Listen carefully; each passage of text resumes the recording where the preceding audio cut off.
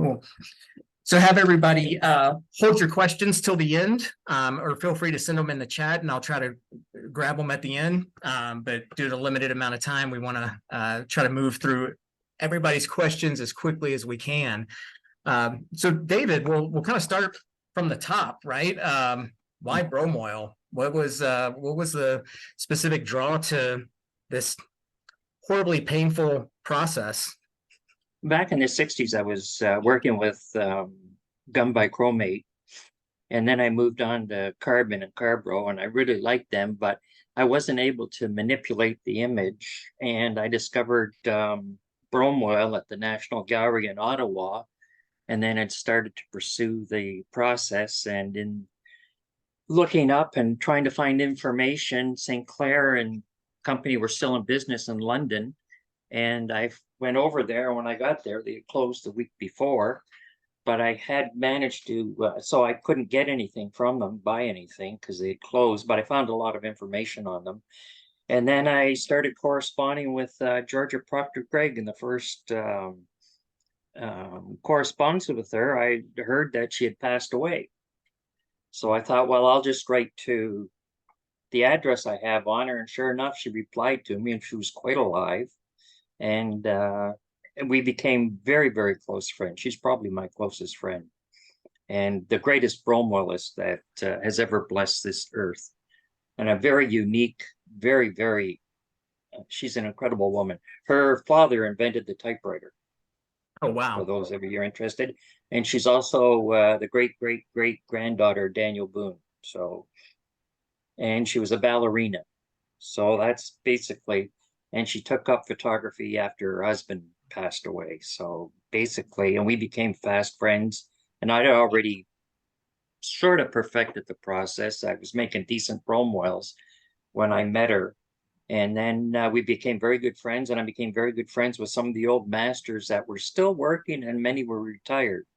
And when they passed away, their widows or their family would write to me, and this is before the internet, and saying, we have equipment and prints. Are you interested in them, or we're going to toss them?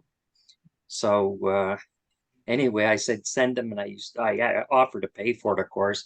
So I acquired over a period of years, maybe 300 or 400 Bromoil brushes and books, literature, hundreds of prints, and so on. I could talk all day about that, but you're not going to learn anything from it. So perhaps another time, but Definitely. Just a very, very short story. One old master passed away, and he had two daughters. One daughter loved photography. The other daughter didn't like photography because it took too much of his time.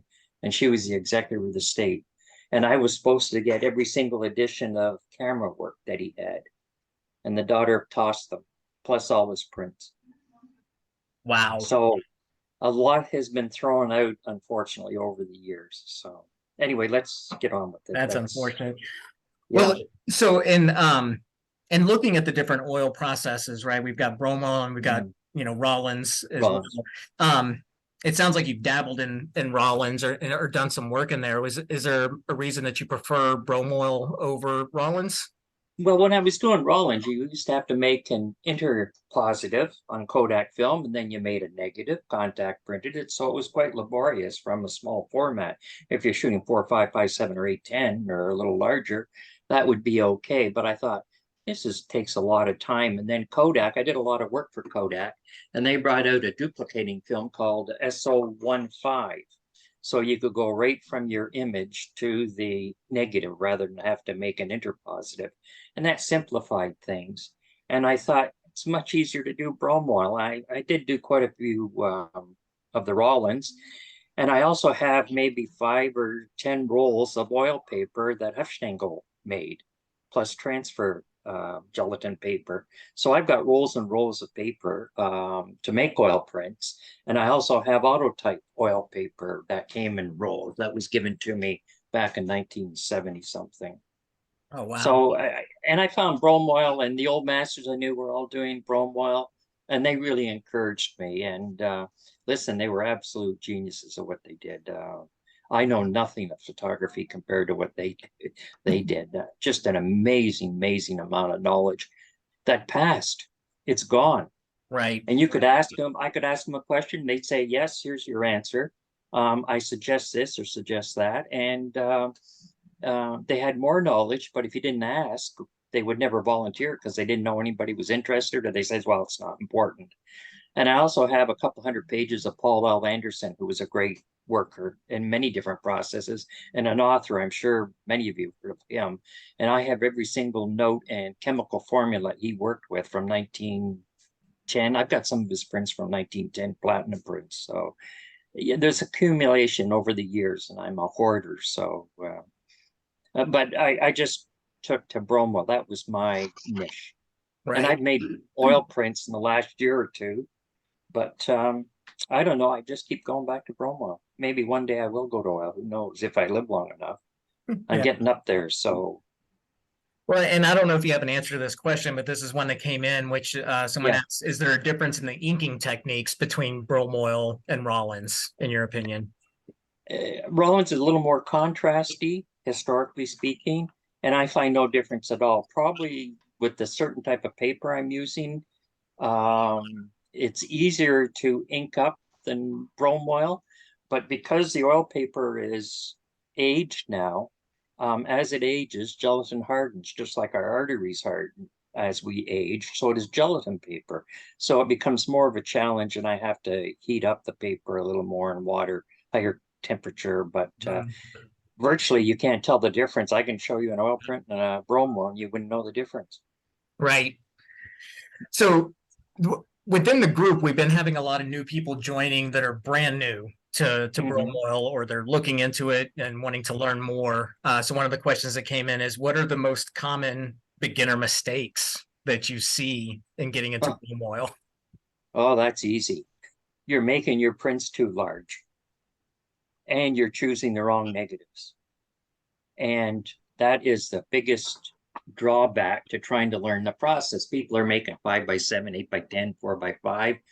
Man, that's hard to control the brush when you don't know what you're doing. And there's some videos out there that demonstrate how to ink up a print, and most of them are incorrect.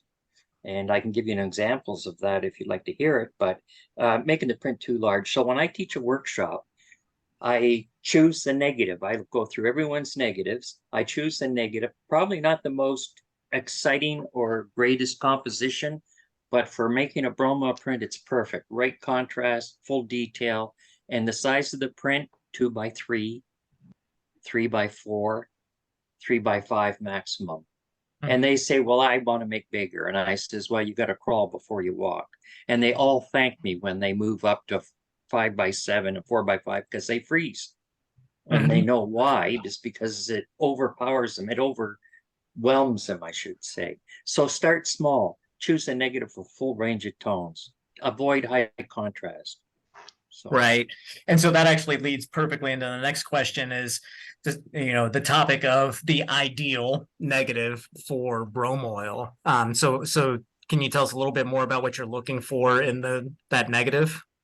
yes, has to have recession, has to have atmosphere, a full range of tones, a contrast index of 145, which doesn't mean anything to most people today, but a soft negative, not a flat negative, a soft negative. So if you go out and photograph under a cloudy sky, you're ahead of the game. If you go out and photograph in sunshine, you got problems. And I do a lot of infrared shooting, traditionally with the high speed infrared that Kodak made.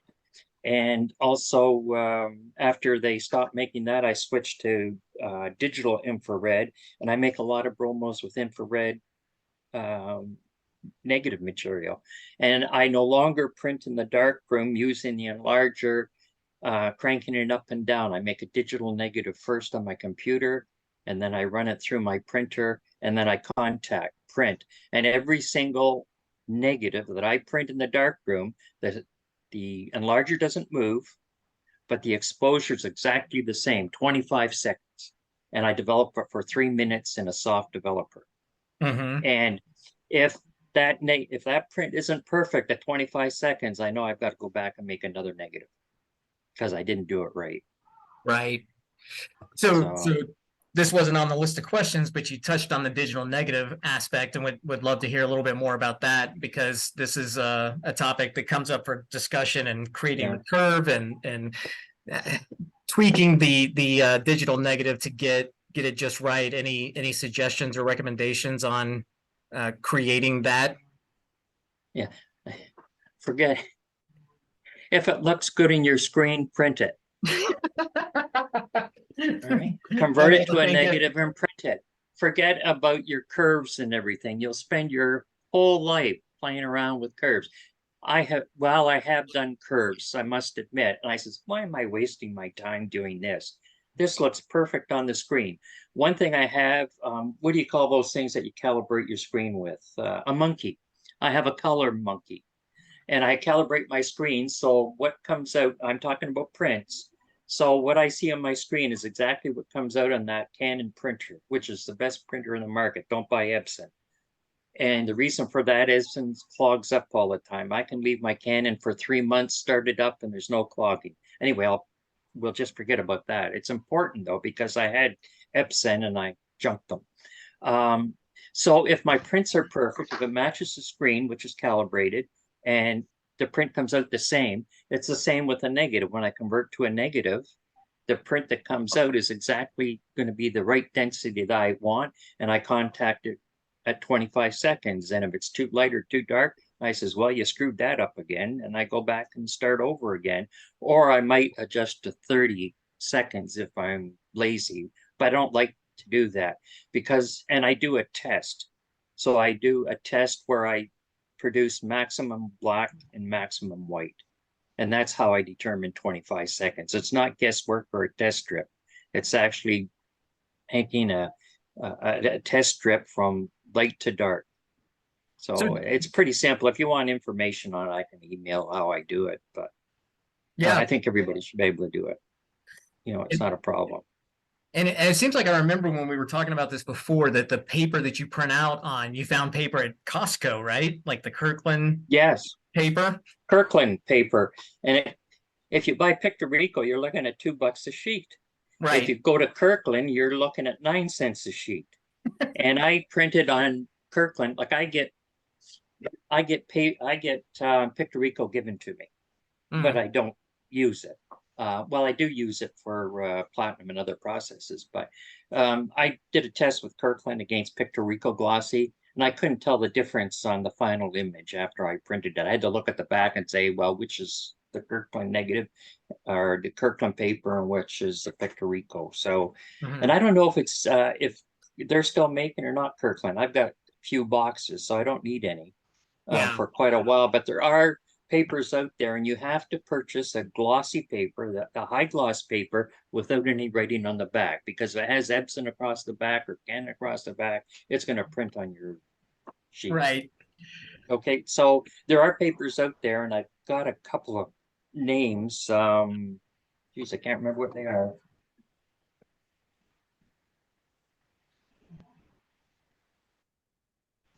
Okay, you can do a search. Like, I hate technology, but it works sometimes.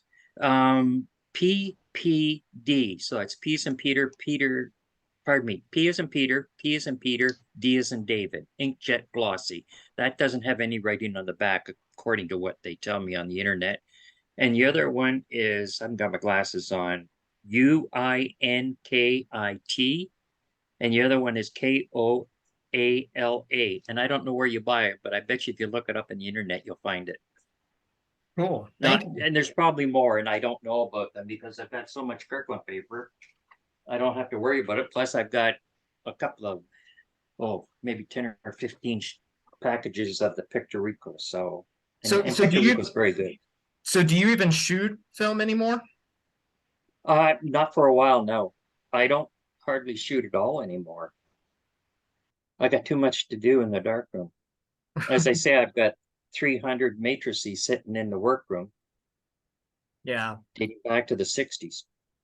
Wow. So Um, so actually, this is another question. So, you know, I don't know if do you know Renee Smets?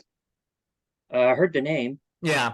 So he posts some really great stuff on Facebook, and he shares a lot of his kind of formulas and recipes and all kinds of stuff. But he has these videos where you'll see him ink up a bromoil, and the man does it in 3 to 4 minutes. Lays the ink down, hammers it out, and has a finished bromoil. And there's people that I've talked to within the group that they will take 3 or 4 days, right? They'll do a layer, they'll let it dry, they'll come back, they'll do another layer. So I was curious, on average, how long do you spend inking up an image and call it finished? Oh, I'll give you a couple of examples. I had a small 3-inch by 4-inch image of a butterfly on, it was an engraving on a stone. I photographed it, made a print of it in reverse, inked it up in 5 minutes, and pulled off 18 transfers from on that one matrix. And it took me about an hour to do 18 of them, hour and a half to do 18. If you're looking at an average 5, 7, 8, 10, it takes me 20 minutes, 30 minutes. Sometimes it might take me an hour and a half because I don't know what I'm doing. It takes me a while to figure it out. So, Do you ever but yeah. do you ever finish an inking without a resoak? Like just one soak, dry, ink? Oh no, you got to soak it and re-soak it. Yeah, So if it takes me half an hour to do an ink up, I might re-soak it 5 or 6 times. right. It depends on the humidity and temperature of the room. The higher the humidity, the less you have to soak. Yeah, I'm in Colorado, so I have to soak after about 4 or 5 minutes. Yeah, it's pretty dry. Yeah. Yeah. So, Well, no, but yeah, I don't care how long it takes. yeah. Yeah, well, because and I think it's specifically with some of the FOMA paper. There's a gentleman, I can't remember his name right now, but he's been creating some beautiful bromoils, but it takes a painfully long time because he'll lay the ink down, let it dry, then he'll come back the next day, do more inking. For me, I'm kind of, I usually do about 3 or 4 soaks, and within 45 minutes to an hour, I have my final image. Yeah. So, let me see here. So actually, that kind of brings us into some of the conversation around paper. So you have the paper that you sell, and there's a few questions because we have a lot of people over in Europe in the group. One person said that they didn't think that you sold to Europe, but it seems like some people are getting paper in Europe. Can you tell us a little bit more about what the situation might be with shipping to Europe or selling to Europe? Yeah. The only problem I have with shipping to Europe is to France. Every single box of paper I send to France, customs opens it. Even though my wife is fluent in French and writes right across it, do not open unless in a dark room. And I notify the people I'm mailing to, they still open the boxes. So I don't ship to France. If there's people living in France and they've got friends in Germany or Belgium or anywhere else, then I'll ship that and they can pick it up. Or they'll ship it to a relative in the United States or Canada, and then they'll bring it over. But I ship all over the world. So I ship to Hungary and Croatia. Well, I used to Croatia and Poland I ship to on a regular basis, plus the United States. The only place I don't ship to is France and Russia and China. Yeah, because So, thankfully I just ordered some more paper and everything was perfectly. yeah. You wrapped the box in paper, so I was able to tell immediately that customs hadn't gotten their hands on it. Yeah. Usually they're pretty good. Yeah. So with the paper, as of right now, you're the only guy who has is still manufacturing, and I'm assuming you're not like hand coding that paper. No, no, it's all done. I had a company do it. First of all, I used to do a lot of work with Kodak, and I had a darkroom at Kodak. And I used to make 30 by 40 and 40 by 60 silver prints for Kodak for their advertising campaigns. And I lectured right across North America for them years and years ago, back in the 80s.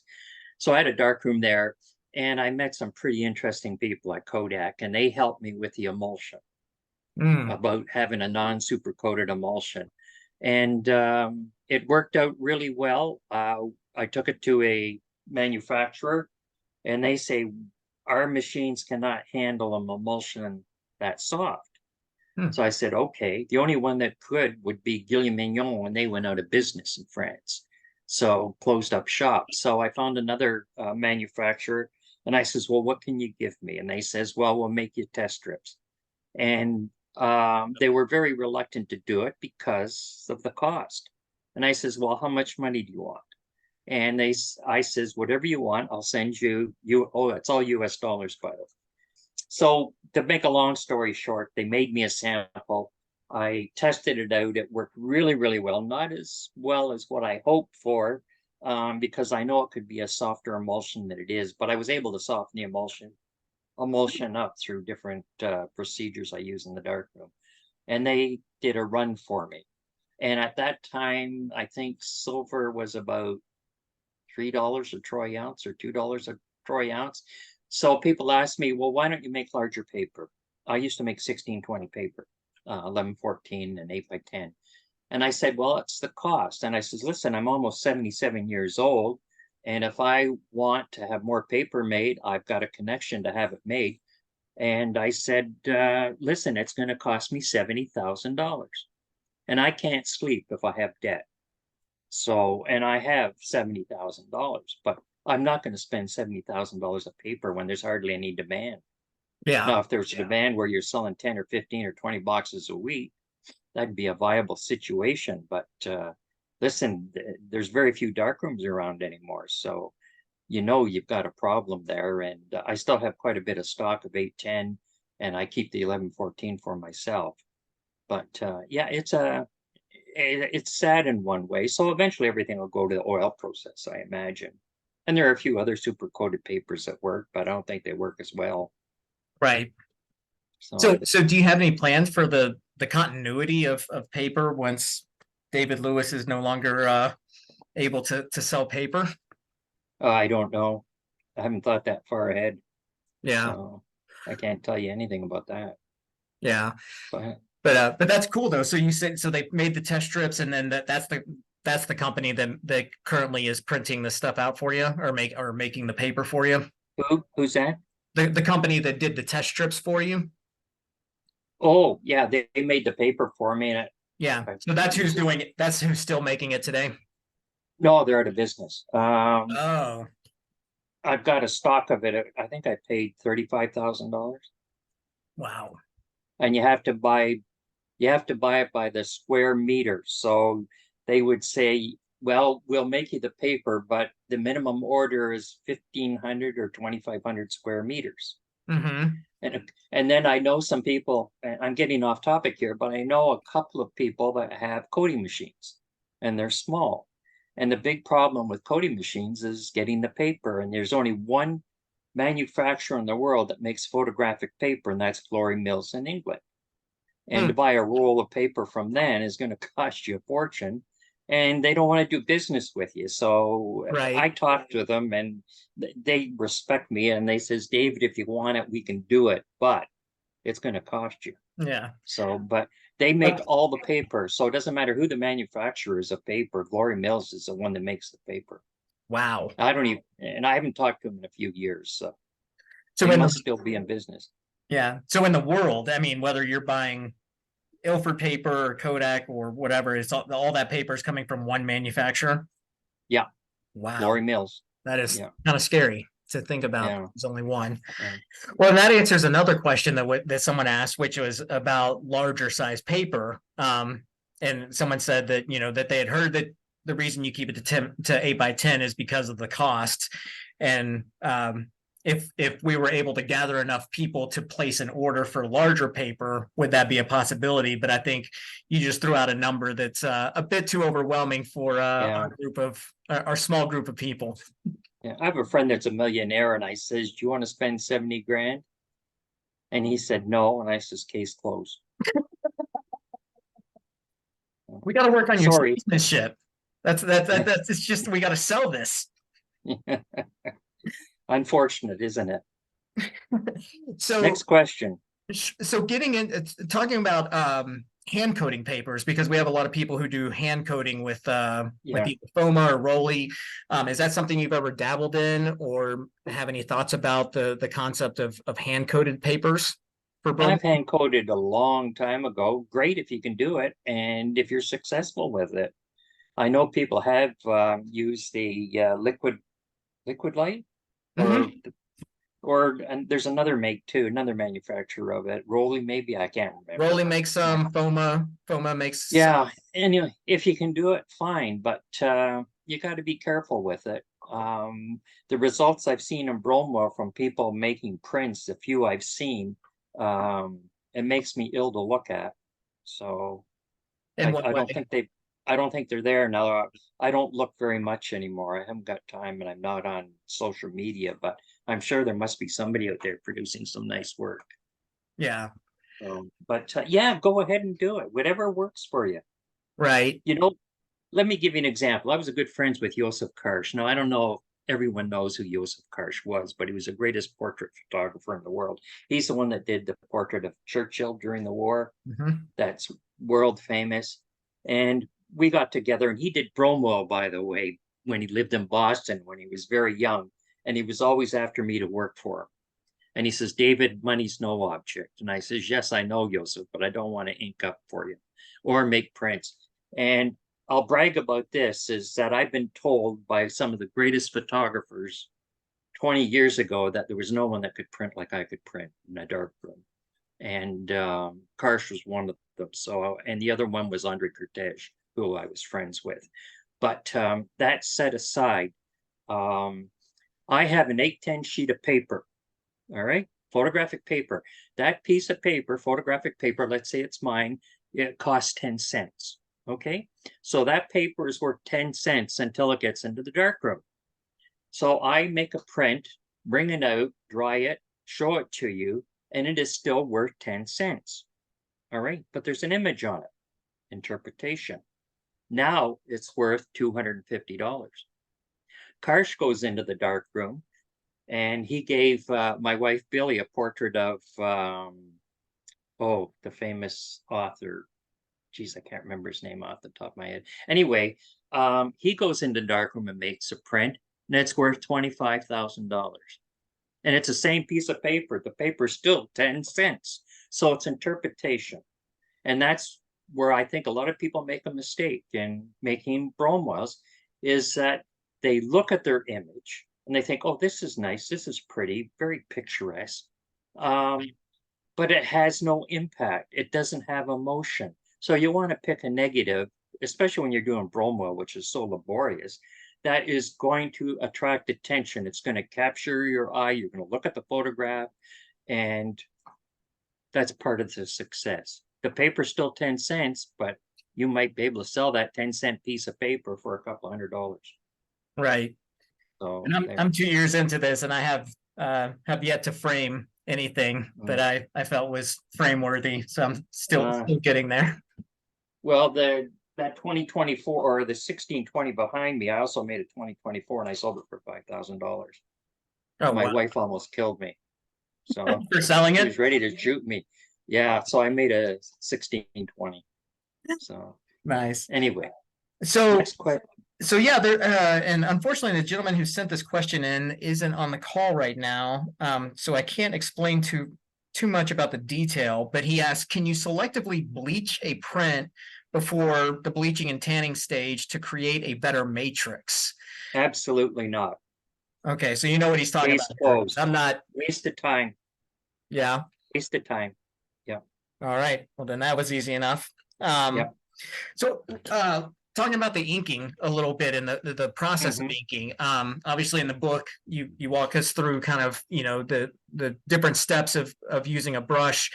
I'm starting to obviously people use I think it was there was one gentleman I saw using pieces of foam. Some people use rollers. What are your thoughts on different application media and its effect on the image? I have no positive things to say about that. Use a brush. And I know people use sprayers. I mean, the original ones was a leather brayer that was used when the Rollins worked in it. And then F.J. Mortimer and a few others found brushes worked much better and it was more interpretive. You had more control. And brayer, you've got no control. And try making a transfer after using a brayer because the ink is pushed right into that gelatin and it's difficult to get it out. the highlights will come out in the higher midtones, but the shadows are a problem. So Mhm. if the ink goes on easy, it comes off easy. That's what the old master Trevor Jones said. So I use a very light touch on the toe and I ink it up. I walk it around 4 ways. And I usually do that in one pass, unless it's a 1620, then I soak it after the second pass. And then I hop it very gently, just a light stippling to even up all the ink, and then I start building up the image.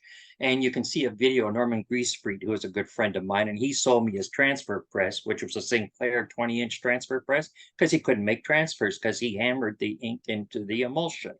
And he used a Kentmere art paper, and he worked it very well hammering it. But if you do what he did, then you're gonna have nothing but a disaster. And the reason he was so successful was because at that time he was using the original Kentmere art, and then they screwed it all up and ruined the paper.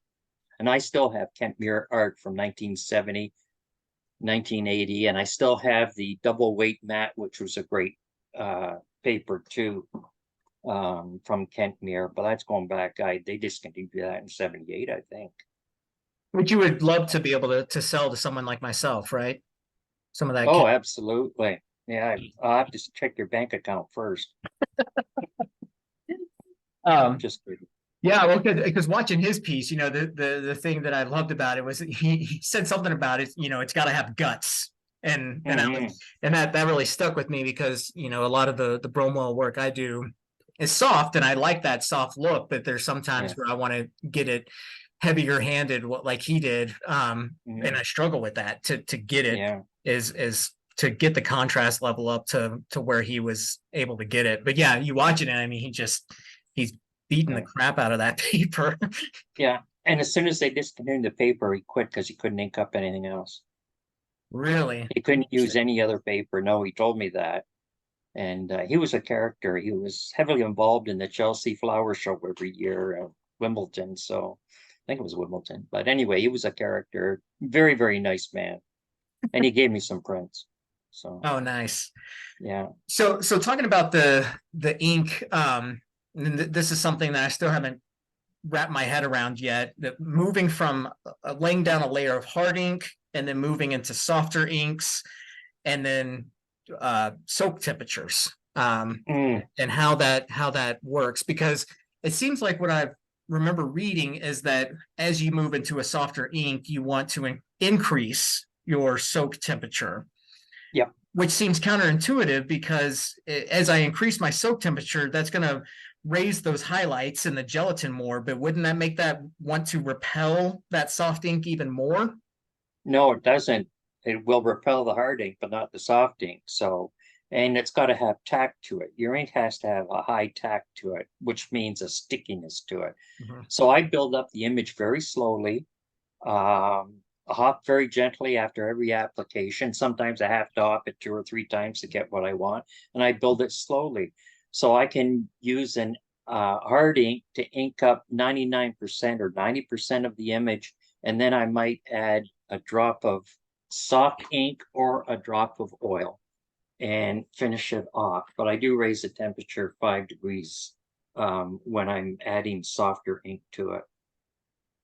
And you said with your paper, basically no, don't go beyond 80 degrees Fahrenheit, right? Don't need to. Yeah, if you have to go beyond that, you've got a problem Yeah. in And your also image. So the emulsion starts to kind of break down at that higher temperature, right?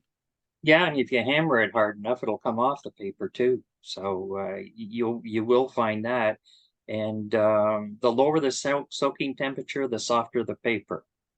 So some of the 1620s and 24s I made years ago, the soaking temperature was 100 degrees, 90, 100 degrees Oh, wow. for 30 minutes. Yeah. And I remember one 1620 or 24, I can't remember, but it took me 18 hours to ink it up to build it because it was a super coated paper. It drove me nuts. Right. So yeah, it drove me crazy. But Um, I ended up with an exhibition print. oh, wow. And I used to use stainless steel reels, 2 1/4 stainless steel reels to hold the print down because it liked to float. And I just finished a Bromoil, and I was picking up the reel and it dropped right in the center of the print and made a hole in the print after I finished it. And it was a 1620. Oh my God. So I've made every mistake and screwed up so much. But once in a while, I can pull a good print. Once in a while. Once in a while. Yeah. Well, and what I do, I have your hard ink that is my go-to layer, and then I Yeah. have the Masone ink, which is a softer ink and I use that just as my soft ink. You got to be careful of that. It can get away from you. Yeah, Yeah, it can really get away from you, and you can ruin your matrix in about 2 seconds with that stuff. yeah. So yeah, you got to be careful with it. So and then let me see here. There's something that you had just said about the inking. Oh, so earlier you you had mentioned that you had seen some videos of bad brushwork. Hmm. What does some of that look like? The But just hammering it and using shaving brushes, people using magic markers and crayons to make bromoils. It just makes me ill. I don't even think about it anymore. Next question. That's wild. I've never seen that before. Yeah, I don't think anybody wants to hear my opinions on that. They know. Um, so actually the last one is I just wanted to touch upon the media brom, because Yeah, that's an area that once again this gentleman Renee Smets had shared some information online. I'm drawing a blank on the name of the website right now. Tony might be able to remember it for me. Do you No, remember I can't remember. No. No, it's gone from my mind. Yeah. So yeah. anyways, You got white hair. That's because of he's got white hair. That's why he can't remember. Same as me. so it seemed like the process that he shared was essentially print out the image, coat it in linseed oil, Yeah, and then use basically painter oil paint yeah, and coat it on there, and then just kind of basically selectively remove that oil paint. And I yeah. saw I've taught workshops. say that I've again. taught workshops on that Yeah. And so a long time ago. is that the gist of it? Yeah, that's exactly it. Yeah, you make a print lighter than normal, and then you build it up with, well, after you put the oil on it, then you build it up with pigment. So you rub the pigment on, put the pigment on it, and then you use cotton swabs or whatever and just selectively wipe it off. And you can use a brush too, a hog hair brush or fish hair or something like that. And there's another question you had for me. You emailed me about white spots on prints. Now, Oh yeah, sorry, I skipped over that I've one. never had white spots on prints in 50 years, but there are causes for white spots. The most obvious one is that there's either water coming through the back or water droplets on, and you're not mopping it off completely. So you should try to improve your technique there using a good chamois that absorbs the water. Now that's number one. Number two, people say, well, the paper's defective, the coating is defective. Well, if you make a black and white print and you don't have any white spots or white areas, then you know that there's no defect in the paper. And then there's another problem is your water. Your composition of the water you're using to wash the prints, there could be a problem there. Iron can cause problems, high iron content if you're on a well. And then the last one is contamination. So let me give you a quick example. In contamination, you make a print, you bleach it out, and you try to ink it up, and you got white spots. So I get this email from a fellow 25 years ago or so saying, well, your paper's defective and I want a refund.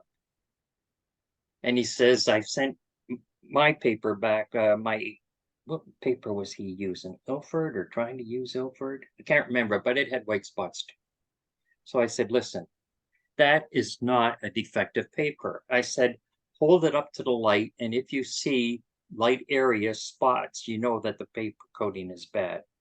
So, and that hardly ever happens. It might happen once in a while, but not very often. The problem is contamination and acid.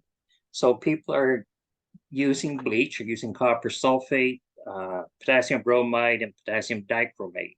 And the problem there is with the copper sulfate. If you're not using the reagent, you're looking for trouble because there's so much acid in the copper sulfate. You'll see white crystals in the copper sulfate, that's acid. And that's what was eating the emulsion and causing the spots. All right, so it damages your emulsion. And you could say, well, I've used the copper sulfate, it wasn't reagent or technical. And I says, yes, but you don't know always what the composition is of the batch of, or the container that you're buying the copper sulfate from. So, and I've used that when I ran out of copper sulfate when I lived on the farm, I went into the hardware store and bought Vitrol. And Vitrol is a drain cleaner, but what is it? It's copper sulfate. So I use that. But copper sulfate, you should use a reagent. I know, well, it's expensive. Well, you're going to a hell of a lot of trouble here to make a print.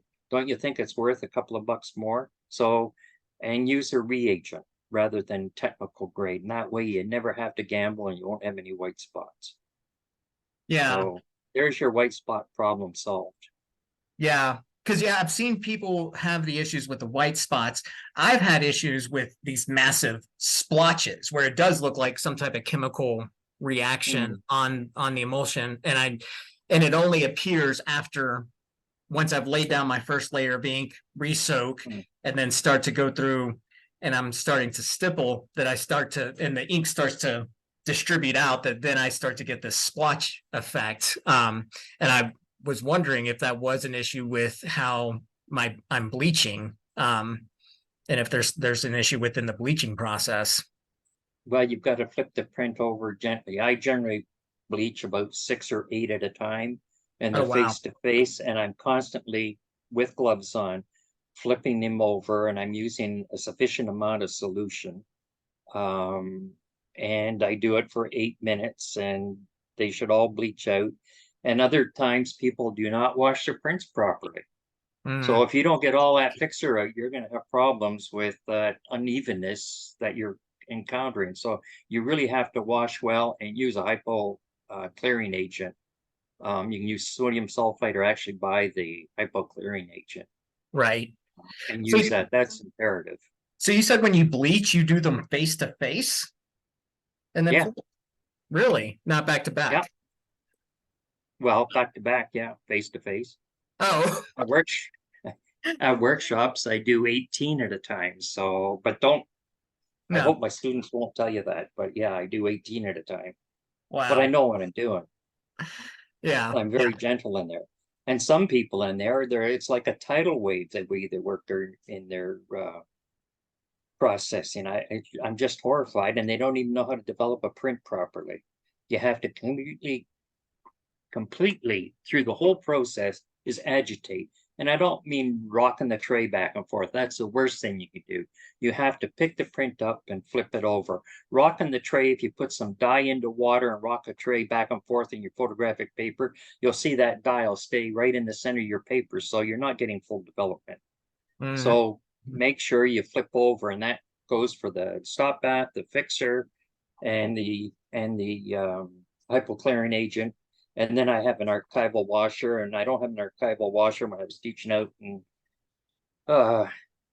Montana had one when I was teaching there, but Arch Cape didn't. So I would stand there and I would wash 50, 100 prints, and there'd be each individual one. I'd pick the print up, put it in another tray, and we'd go through the whole process. It might take us an hour and 50 minutes, but there was no contamination. So that's how important it is with this process or any other process, to make sure that you have proper agitation and no contamination. Right. But contamination is a problem. Gotcha. If you're not careful. Yeah. Awesome. Thank you. Well, yeah, we're kind of getting down to the last few minutes. So wanted to open it up to anybody who's on the call, if there's any questions that they have that might have come up as we were chatting that they would like to throw out here for David to address before we wrap everything up.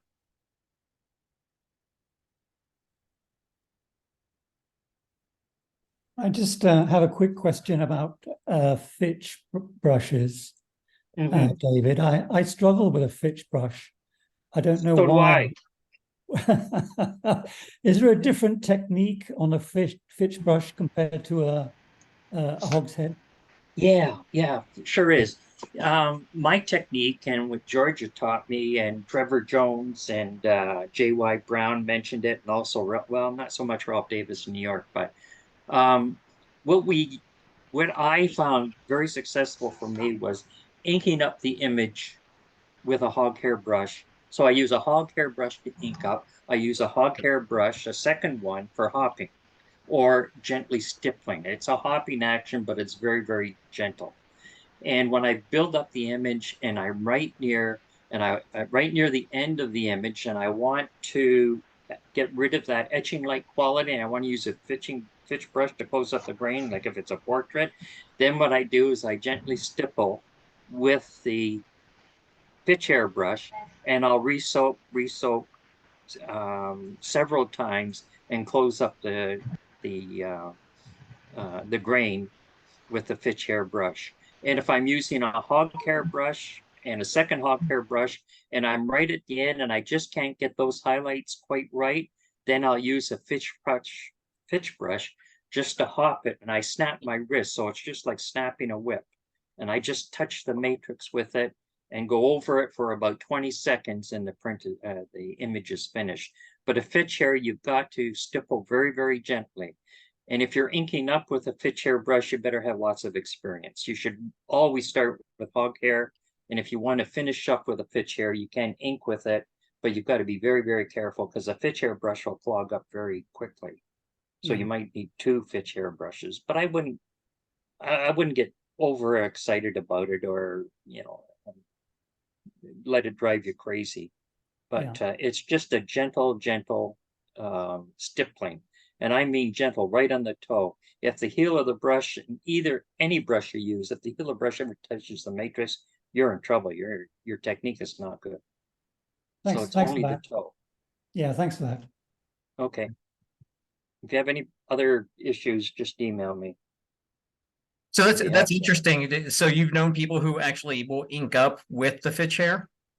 Well, they try, and you get into trouble quickly. Yeah, it never crossed my mind to even try that. Yeah. Yeah, you've got to know what you're doing. I've inked up with a fitch brush only, and I'll tell you, it takes some skill. Yeah. And I found a lot of the ones I've done with a fitch hair brush in the waste paper basket too. So it does take time, and it takes patience to acquire the technique to use it. And of course, hammering it, hammering with a pitch hair or being aggressive with the brush, you can't be too aggressive. You got to be very, very light touch. But build the image up first and then use the pitch brush, and you'll be happy. I do that with my high key portraits, and that's the most difficult thing to do, is high key portraits and skies. Skies are a real challenge too. Yeah. So speaking of portraits, I've been shooting a lot of portraits for Bromoil, and a lot of the lighting technique I took from William Mortensen's book on his pictorial lighting, and do a lot, almost a very frontal type of a lighting. sure. Do you find yourself using that same type of lighting situation? Do you have a go-to lighting setup for portraits, or is everything based on situation and face? On the face, and I was a portrait photographer, annual reports for 40 years. So I was always doing portraits. And William Mortensen's wife was a good friend of mine, and she sent me a lot of stuff after he passed away. And he was different. He was quite the guy. And George Dunham wrote all the books for him on Bromoil. But Meredith was really, really nice and very kind person. But yeah, I use a wraparound 3-to-1 lighting. On children, it's probably 2-to-1. On women, it's 3-to-1, and it depends on the man. And I'm always using a fill light or a reflector. So I don't like harsh lighting unless it's a deliberate deliberate effect I want. And I think I have a few portraits on my website. There's one of Tara, who I made a 1620 Bromoil of, and I closed up the grain on it. And then I also made some copper plate photograph viewers from that too. So, and that's in the book. Tara, she's a skinhead, very, very nice young lady, by the way. But so speaking of Mortensen, I don't know if you know this one or not, but there's a picture of him holding this Bromoil brush that seems to be connected to some type of tubing, like some type of machine. Do you have any idea what that is? Yeah, I've got one. What is that? It's a electric bromoil applicator. So it's like a reciprocating saw, and it weighs a ton. So you hold it in your hand and you have a metal handle bromoil brush, and it fits into the sleeve, and then it reciprocates up and down, and you just pick up ink with it and you ink the image. So I mean, anyone want to buy it? Nope. No, okay. I also had 10 different types of presses, transfer presses, and I only have two. The one I manufacture, I have a Drem press, and then I have one made by Charlie Parkington out of Cincinnati, given to me by him. So Oh, wow. anyway, but yeah, if you want to buy that electric inking brush, you better get in shape though to use it. I'll tell you, it's I mean, it seems like he made it to make his job easier, but if it was that heavy, that's pretty crazy to have yeah. that. But I mean, he was knocking out so much work, right? I mean, running that studio, he seemed like he was very proficient in the amount of work he was doing. Yeah, he was a genius. Yeah. And then for transfers, on average, do you find that about 10 to 15 transfers on a matrix before it starts to just get battered to the point that it's no longer a good transfer? Sometimes it's only one. Oh, yeah. Sometimes. Listen, if you've got a light touch, and the ink goes on easy, when you transfer, it comes off easy. And if you're heavy-handed, then you've got a problem. You might need multiple transfers. Trevor Jones always said if the ink went on easy, it comes off easy. And he taught me single transfer, also how to ink up glossy RC paper. So I used to ink up glossy RC paper and transfer it. And then you have Ralph Davis in New York, who was a great friend of mine before he passed away. And he did multiple transfer. He says, you're wasting your time doing a single transfer, do multiple. And he'd actually ink up on his lap. So he'd have a board on his lap and he'd be inking up like this, and then he'd transfer it and then he'd do it again. And he usually do 2 or 3 transfers. And I have seen some work where they did 7 or 8 transfers with one matrix, and you have to line it up with a pencil. So I've done multiple transfers, but I like Trevor's idea. If it goes on easy, it'll come off easy and get on with life. So I would say on an average, I would limit edition. I'm cutting back on my editions because I got so much to do. Probably the max for me would be 6. I'd be happy with 6, and I'd be most pleased with 3 and quit at 3, even though the matrix. And you can also, after you clean it up, like if I did 3 today and I wanted to do 3 more tomorrow, after I finish inking, I would take some carbon tetrachloride or trichloroethylene and I would clean off the matrix and then re-soak it the next day and ink it up again and transfer it. But I always, except for that, I always did the ink up in one go. I never had to wait and do something the next day or the day after. Right. You know, I like to start it and finish it in one day. Yeah. Yeah, me too. I think that's how. And so before we wrap up, last chance, last call for any questions, because we're right at 11 and I want to make sure that respect everyone's time and we're able to get them out. Dave, it looks like you have a question there. Let me see if I can just unmute yourself and throw something out. Yep. Can you hear me? Yes, sir. Yes. Go ahead. Yeah. Old papers such as Kentmere document and the art papers got some 25, maybe 30 years old, and I find very difficult to get any contrast in there. Any suggestions on that? Boy, what developer are you using? Developer. Yeah, The actual prints are fine. The actual prints are fine. But after bleach tanning and inking up, it's very difficult to get any contrast in there. It's as though the emulsion is hardened. Oh, it has, yes. Higher soaking temperature. Higher soaking temperature and Simply pop that. it with a fetch. Pardon? Pop it with a what? Sorry. use a higher Higher soaking soaking temperature. temperature. And pitch Uh-huh. brush. Yeah, Oh, finishing fitch with brush. the Sorry, I pitch. didn't catch that. Thank you. Yeah, finish with a fitch brush. Don't start with it. Finish with it, but use a higher soaking temperature. And I don't Right. know how I I'll don't give know that a how shot. deep you're printing. I don't know how deep you're printing either. That could be another issue. So maybe Without seeing. push an extra third or half a stop more than maybe what you typically would do. Possibly, yeah. Yeah. Yeah, I'd have to play around with it. I've never had that problem, so I guess it's just in the brushwork I did. But you're saying the fitch brush could help bring about more contrast? Oh yeah, right at the end, yeah. Oh, Yeah, it'll brighten it up. Yeah. And you got to be aggressive with the fitch brush on the toe at the very end to bring out the highlights. mhm. So that should solve the problem.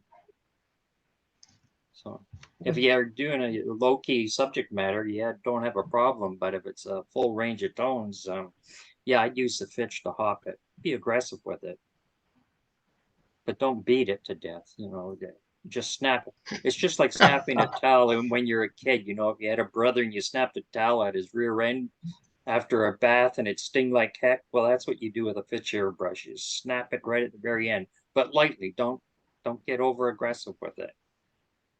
Interesting. Oh, thank you. Mhm. Any other questions? I've got the answers.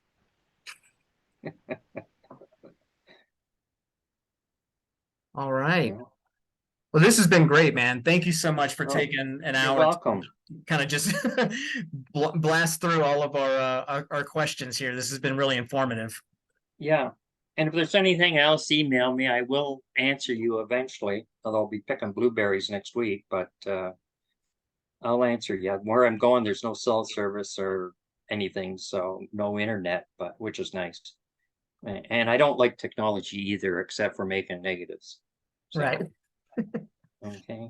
But Awesome. anyway, Well, great. Well, okay. yeah, we had a great turnout today. So thanks everybody for joining us. And I'll, Yeah. like I said, I'll put this up on the YouTube channel once we get it done. And Sure. David, I'll send you a link over to the YouTube channel that we have, Oh, great. where we post all these. Yeah. Yeah. Sounds good. If you want me again to mouth off, I'd be happy to come back in the future if you need some more help or advice or you've got problems. I'd be pleased to help you. That's great, man. I'm Thank still you. if I'm still kicking, that is. So anyway, but just remember I've got 300 matrices in that other room, 10 feet from me. It's To ink time up. to plus start cracking, everything man. else. You got Yeah, some to gotta do. get moving. Yeah. Okay. Awesome. Take care and God bless you all. All right. Have Thank a you good one, for man. inviting me. All right. Okay, Bye, bye-bye. everybody.